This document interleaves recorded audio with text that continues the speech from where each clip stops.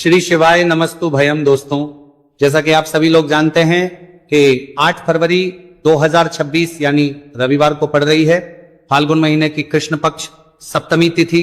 और दोस्तों, ये वह तिथि है जो फाल्गुन महीने में पड़ने वाली सबसे बड़ी तिथि है, क्योंकि ये रविवार के दिन पड़ रही है और इसका बहुत ही बड़ा और विशेष महत्व होता है।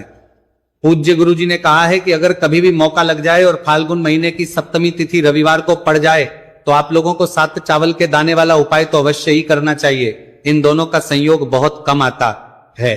और इसी के साथ में गुरु जी ने अपनी शिव पुराण कथा में बताया है कि इस दिन आपको 7 चावल के दाने वाला उपाय तो आपको अवश्य ही करना चाहिए, क्योंकि ऐसा दिन पूरे साल में सिर्फ एक ही बार आता है। और दोस्तों, आप सभी लोग जानते हो कि रविवार सप्तमी तिथि का अगर सबसे बड़ा कोई उपाय है तो 7 चावल के दाने वाला उपाय है। तो इस रविवार सप्तमी तिथि के दिन आप लोगों को इस 7 चावल के दाने वाला उपाय को जरूर करना है। बहुत सारे लोग होंगे जिन लोगों ने इस उपाय को ना किया हो, मतलब पूरा महीना निकल गया, उन्होंने किसी भी दिन इस 7 चावल के दाने वाला उपाय को ना किया हो।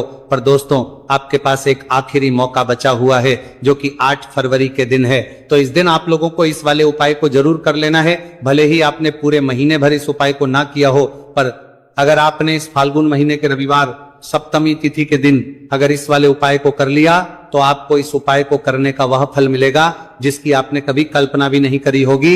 इसीलिए आप लोग इस वाले उपाय को एक बार जरूर कर लेना है, ताकि आप लोगों के हाथ से यह मौका ना जा सके और आपको इस उपाय को करने का फल मिल सके। दोस्तों, यह उपाय पंडित जी ने अपनी अभी की ही श्री शिव महापुराण की कथा में बताया है, जिस उपाय को आज हम आपको बहुत अच्छे से समझाने वाले हैं। इस वीडियो को देखने के बाद इस उपाय को के लिए आपको कोई और वीडियो को देखने की जरूरत नहीं पड़ेगी। तो चलिए दोस्तों, उपाय को शुरू करते हैं। देखिए, ये इस फाल्गुन महीने के रविवार सप्तमी तिथि के दिन ये इतना खास होता है, इतना महत्वपूर्ण होता है। देखा गया है कभी कभी बड़े बड़े पूजा पाठ अनुष्ठान से जो मनोकामना पूर्ण नहीं होते, वो फाल्गुन महीने के रविवार सप्तमी तिथि के दिन एक छोटे से उपाय करने से ही आपकी मनोकामना हो जाती है। और बहुत सारे लोगों ने इस उपाय को किया भी है और उनको इस उपाय को करने का फल भी जरूर मिला है। अगर आप लोग भी इस उपाय को करना चाहते हैं तो आप इस उपाय को पहले अच्छे से समझ लेना, सुन लेना, उसके बाद करना, आपको इस उपाय का फल जरूर मिलेगा। और इस उपाय को कर लेने से आपके घर में चाहे किसी भी प्रकार की दुहक और समस्या क्यों ना चल रही हो, आपको उसका कारण भी नहीं पता है कि भाई ये समस्या किस कारण से चल रही है। कुछ भी कारण हो सकता है, जैसे पितृदोष हो सकता है या किसी भी तरह का मंगल दोष भी हो सकता है। तो इस दिन आप लोगों को यह वाला उपाय कर लेना है। यह एक ऐसा उपाय है जिस उपाय को अगर किसी विशेष दिन पर किया जाए तो भाई उस विशेष दिन का जो है वो तो हमें मिलता ही मिलता है। पर हमने उस दिन पर इस उपाय को किया है तो हमें उससे भी बड़ा फल मिलता है, और फल बहुत जल्दी मिलता है, क्योंकि आप इस उपाय को बहुत ही बड़े और विशेष दिन पर कर रहे हो। तो अब उपाय के बारे में बात करते हैं, लेकिन उससे पहले आप लोगों को यह जानना आवश्यक है कि आखिर ये उपाय किस समय करना है, किसको करना है और कैसे करना है। तो चलिए हम आगे आपको वीडियो में एक एक करके बता देते हैं। लेकिन उससे पहले अगर आप लोग हमारे चैनल पर पहली बार आए हैं या फिर दें, तो दोस्तों, इस 7 चावल के दाने वाला उपाय को हमें इस रविवार सप्तमी तिथि के दिन कैसे करना है, किसको करना है, किस समय करना है और कहां पर करना है, ये सारे सवालों के जवाब आपको इस वीडियो में मिल जाएंगे। और जो ये वीडियो देखेगा भाई, उसको 7 चावल के दाने वाला उपाय जरूर करना चाहिए, क्योंकि इस दिन एक चावल के दाने का भी बहुत ही बड़ा और विशेष महत्व होता है। और जब बात आ जाए 7 चावल के दाने वाला उपाय की, तो ये सोने पर सुहागा वाली बात हो जाती है और यह एक बहुत ही बड़ा उपाय हो जाता है इस रविवार सप्तमी तिथि का। तो अब दोस्तों, इस 7 चावल के दाने वाला उपाय को आखिर करना किसको है, सबसे पहले हम लोग वो बात जान लेते हैं। तो देखो, घर की जो बड़ी माताएं बहनें होती हैं, उन माताओं बहनों में से कोई भी एक बड़ी माता बहन इस वाले उपाय को कर सकती है।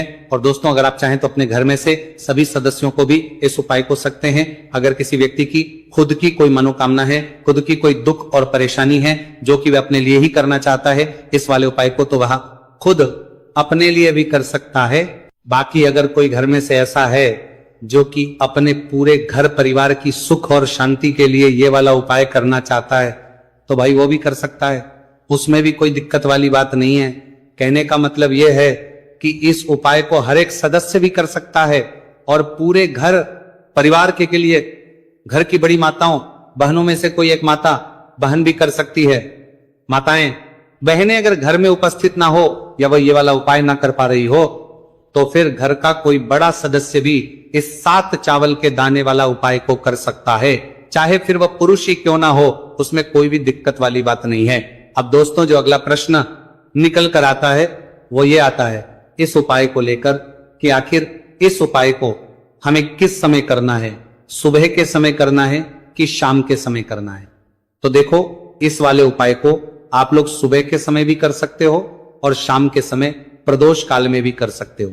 अब अगर आप पूछो कि भाई सबसे उत्तम समय कौन सा रहेगा इस 7 चावल के दाने वाला उपाय को करने का, तो हम आपसे बस यही कहेंगे कि इस उपाय को आप सुबह के समय करेंगे तो ज्यादा बेहतर होगा। बाकी अगर प्रदोष काल शाम के समय भी करेंगे तो भी अच्छा होगा, उसमें कोई भी दिक्कत बात नहीं है। तो अब दोस्तों जो अगली सबसे बड़ी और महत्वपूर्ण बात आती है वह यह आती है कि सुबह अगर हम उपाय को करेंगे तो हमें कितने बजे से लेकर कितने बजे तक के बीच में करना है, और शाम के समय प्रदोष काल में करेंगे तो हमें कितने बजे से लेकर कितने बजे के बीच में करना है। तो देखो सुबह जितनी जल्दी हो सके आप उपाय को करने की कोशिश करना। बाकी अगर किसी कारणवश लेट भी हो जाओ, थोड़ी देर भी हो जाए, तो 10 या 11 बजे तक भी आप उपाय कर लेना, पर 12 बजे से ज्यादा देरी ना हो, ठीक है, इस बात का ध्यान रखना। उसके बाद में दोस्तों अगर शाम के समय प्रदोष काल की बात करें, प्रदोष काल का जो समय है होता है वो शाम के 6 बजे से शुरू हो जाता है।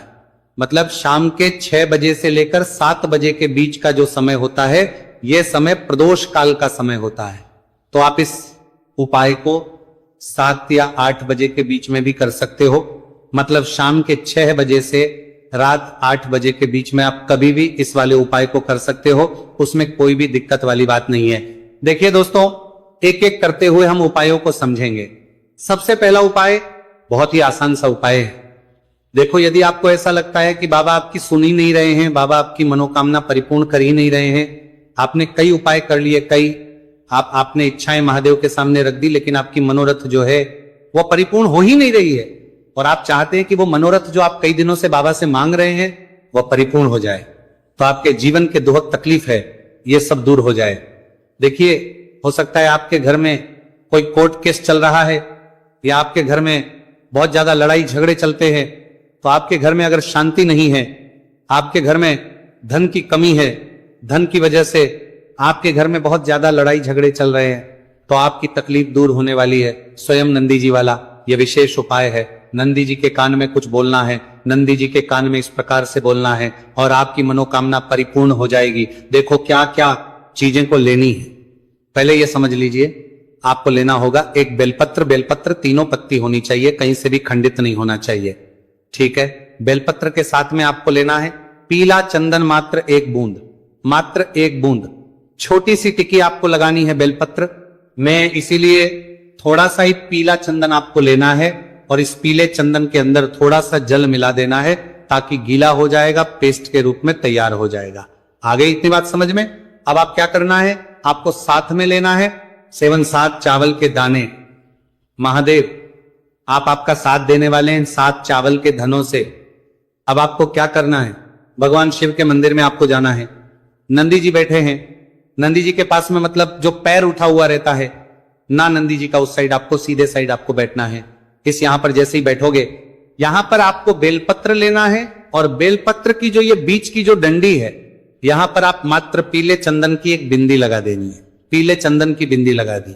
अब ये जो ऊपर वाली जो पत्ती है यहां पर एक एक करते हुए 7 चावल आपको रखना है, ठीक है। 7 चावल आपने ऊपर वाली पत्ती पर रख दिए, या देखो एक प्लेट ले जाना, तो प्लेट के ऊपर आप बेलपत्र रख देना, फिर टिक्की लगा देना, फिर उसके बाद आप ये 7 चावल के दाने रख देना, ठीक है।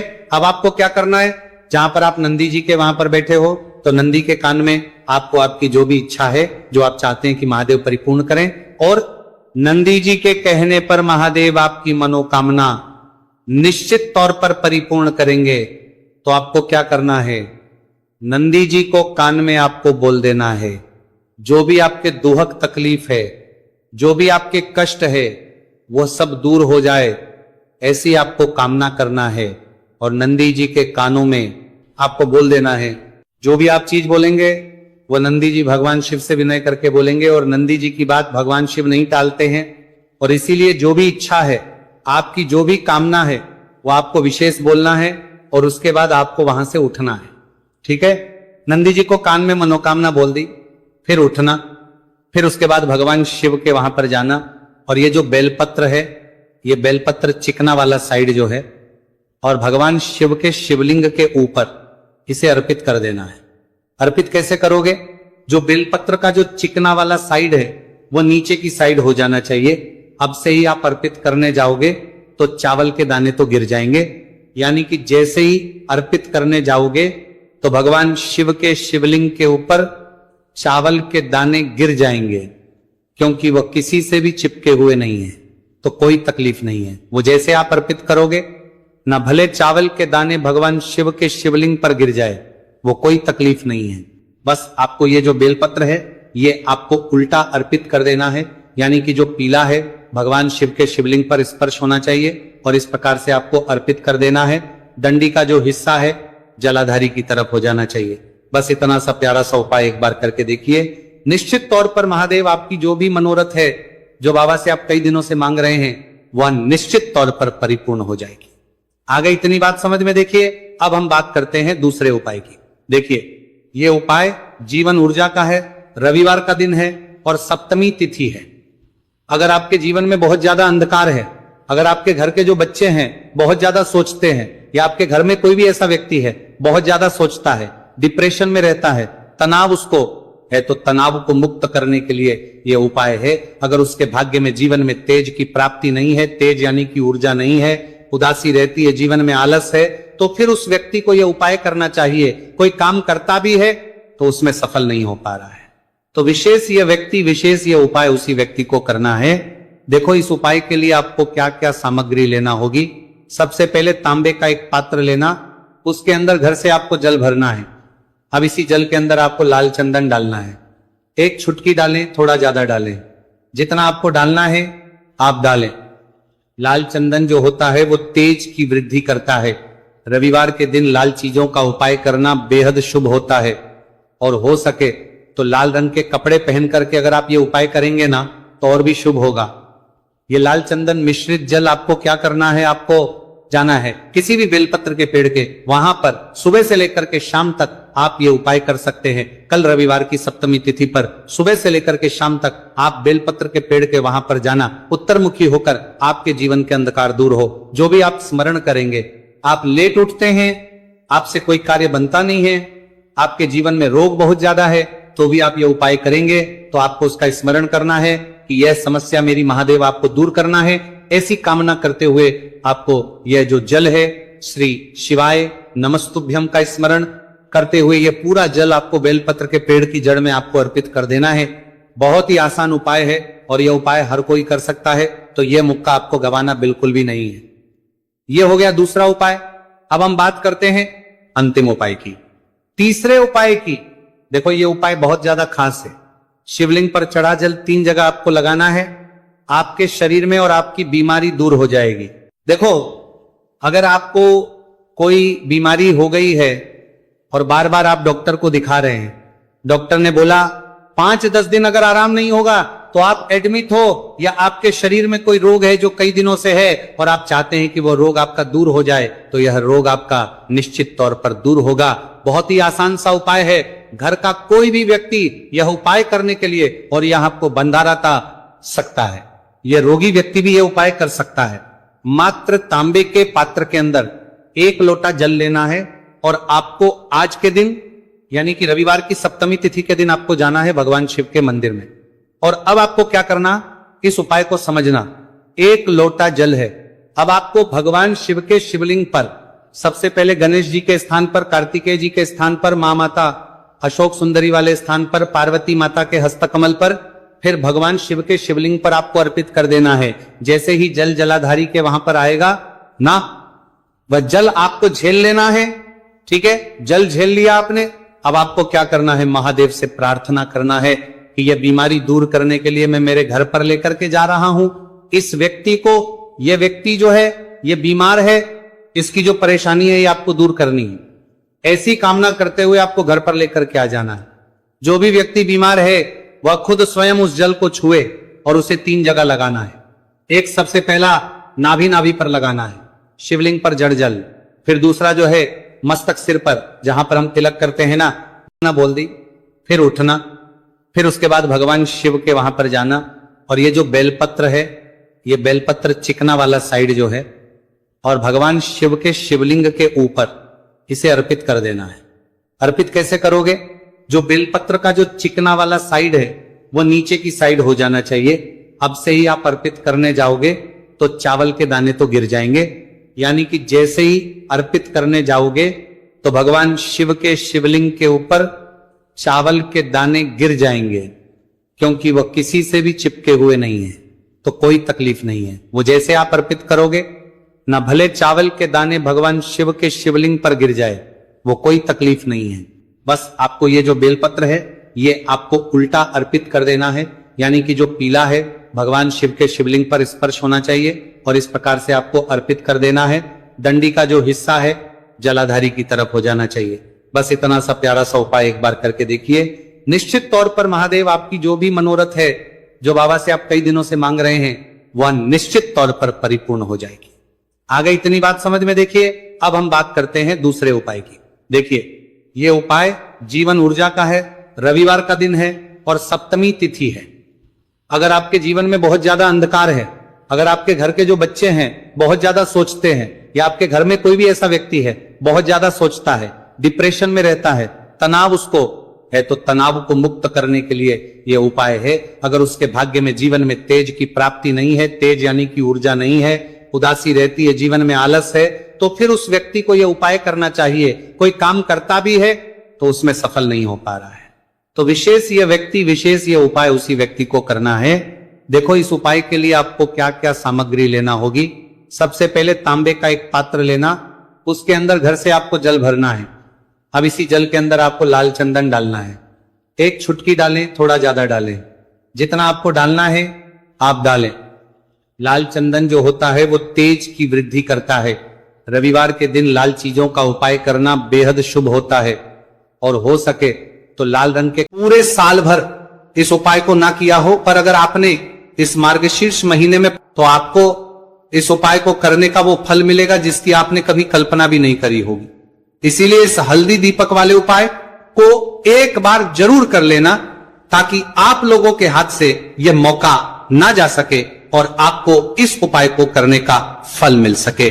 दोस्तों ये उपाय पंडित जी ने अपनी अभी की ही शिव महापुराण की कथा में बताया है, जो इस उपाय को आज हम आपको बहुत अच्छे से समझाने वाले हैं। इस वीडियो को देखने के बाद इस उपाय को समझने के लिए आपको कोई और वीडियो को देखने की जरूरत नहीं पड़ेगी।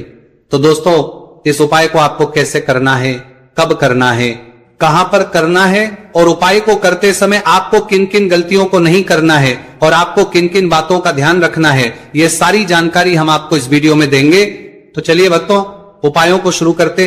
अगर आप भी चाहते हैं कि महादेव जी का आशीर्वाद आप पर सदैव बना रहे, तो वीडियो को लाइक करें, चैनल को सब्सक्राइब करें और कमेंट बॉक्स में हर हर महादेव जरूर लिखें। तो दोस्तों यह थे पूज्य गुरुजी द्वारा बताए गए कुछ बहुत ही खास उपाय। अगर आपको जानकारी अच्छी लगी हो तो वीडियो लाइक करिएगा। मिलते हैं फिर एक नए वीडियो के साथ। श्री शिवाय।